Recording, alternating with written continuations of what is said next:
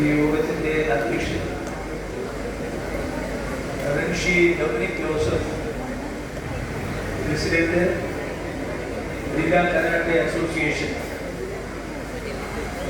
അതുപോലെ തന്നെ സ്വാഗത പ്രാസംഗ്യൻ, ടൂർണമെന്റ് കമ്മിറ്റിയുടെ ചെയർമാൻ ജനറൽ സെക്രട്ടറിയുമായ ശ്രീ ഓഷി ഷാജു മാധവ്, മുഖ്യാതിഥിയായി ഈ ചടങ്ങിൽ പങ്കെടുക്കുന്ന ഹാൻഷി രാംദയാൽ,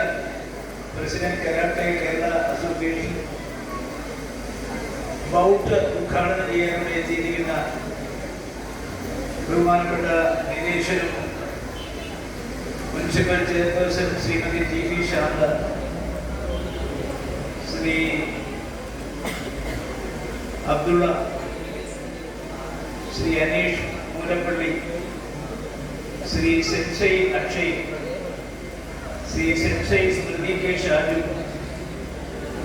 അധ്യക്ഷതയിലിരിക്കുന്ന മറ്റ് വിശിഷ്ട വ്യക്തിത്വങ്ങൾ, സ്നേഹനിധികളായ കരാട്ടെ താരങ്ങൾ, അവരുടെ മാതാപിതാക്കന്മാർ,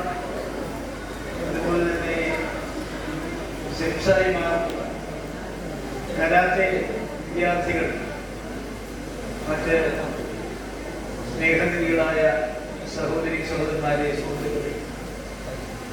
വളരെയധികം സന്തോഷത്തോടും അതിലേറെ അഭിമാനത്തോടും കൂടിയാണ്